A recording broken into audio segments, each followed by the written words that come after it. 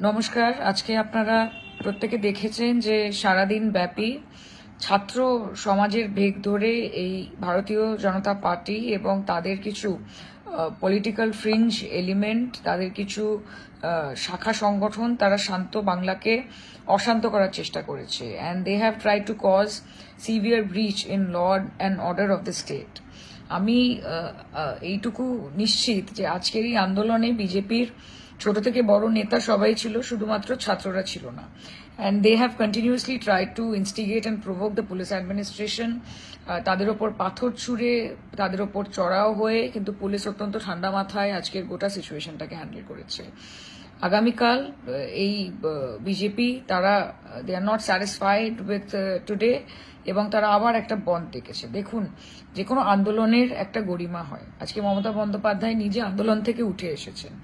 কাজে এতদিন ডাক্তারদের যে আন্দোলন, সেই আন্দোলনের গরিমা, সাধারণ মানুষ রাস্তায় নেমেছেন সেই আন্দোলনের গরিমা, সিভিল সোসাইটির আন্দোলনের গরিমা, আজকের এই বিজেপির গুন্ডা বাহিনী যে তাণ্ডব চালিয়েছে, তারা কিন্তু এই আন্দোলনের গরিমাটাকে পুরোপুরি ধূলিসাৎ করে দিয়েছে। আজকে একটা মুভমেন্ট, যে মুভমেন্ট থেকে সমগ্র ভারতবর্ষে হয়তো একটা পজিটিভ চেঞ্জ আসতে পারত।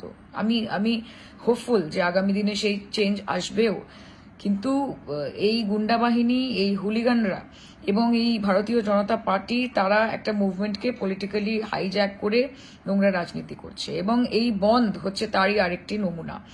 আমি আমার লোকসভা, যাদবপুর লোকসভা কেন্দ্রের সকল মানুষ তথা পশ্চিমবঙ্গের সকল মানুষকে এটা অনুরোধ করব যে আগামী দিন অফিসিয়ালি সবকিছু খোলা থাকবে, স্কুল, কলেজ, বাজার, দোকান, যানবাহন, সবকিছু। আপনারা একটি স্বাভাবিক দিনের মতোই আগামী কালটা কাটাবেন। আপনারা ভয় পাবেন না। কোনো রকমের ঝামেলা হলে, কোনো রকমের অসুবিধে হলে পুলিশ প্রশাসন তারা আপনাকে সুরক্ষিত রাখতে দায়বদ্ধ, এবং তারা তাদের কাজ করবে। কিন্তু আপনারা কিন্তু বিজেপির এই ফাঁদে, এই প্ররোচনায় আপনারা পা দেবেন না। এরা বাংলাকে বিকৃতভাবে সমগ্র ভারতবর্ষের কাছে দেখাতে চাইছে। এটা একটা অত্যন্ত কঠিন সময়, আমাদেরকে ঐক্যবদ্ধভাবে লড়াই করতে হবে। এবং আমি আপনাদেরকে এটুকু আশ্বাস দিতে চাই যে আমরাও বিচার চাই, একজন মেয়ে হিসেবে বিচার চাই, একজন সাংসদ হিসেবে বিচার চাই, একজন রাজ্যবাসী হিসেবে বিচার চাই। এবং আমি আপনাদেরকে এটুকু বলতে চাই যে সেই বিচারটা শুধুমাত্র বাংলার জন্য নয়, সেটা গোটা ভারতবর্ষের জন্য। আমরা নির্ভয়ারও বিচার চাই, আমরা অভয়ারও বিচার চাই, আমরা মণিপুরের বিচার চাই, আমরা বদলাপুরেরও বিচার চাই।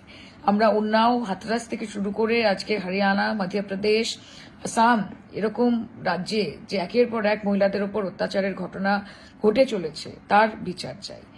এবং আমি আপনাদেরকে এটুকুই অনুরোধ করতে চাই যে আমাদেরকে ঐক্যবদ্ধভাবে এই লড়াইটা লড়তে হবে। তাই আগামীকাল জনজীবন স্বাভাবিক রাখবেন, স্বাভাবিকভাবে নিজের কাজ করবেন, স্কুল যাবেন, কলেজ যাবেন, চাকরি ক্ষেত্রে যাবেন, আমরা আপনাদের সঙ্গে আছি। এবং আগামীকাল আপনারা জানেন যে পশ্চিমবঙ্গ তৃণমূল ছাত্র পরিষদের প্রতিষ্ঠা দিবস। আমরা প্রত্যেকে সেখানে উপস্থিত থাকব, নেতা উপস্থিত থাকবেন, নেত্রী উপস্থিত থাকবেন, এবং আগামীকাল আমরা পুনরায় এই শপথ নেব যে এই শান্ত বাংলাকে আমরা কাউকে অশান্ত করতে দেব না। আমরা হাজারবার পশ্চিমবঙ্গের মামাটি মানুষের কাছে মাথা নত করব, কিন্তু এই বিজেপির কাছে আমরা মাথা নত করব না। দুবেলা মরার আগে মরবো না ভাই, মরবো না।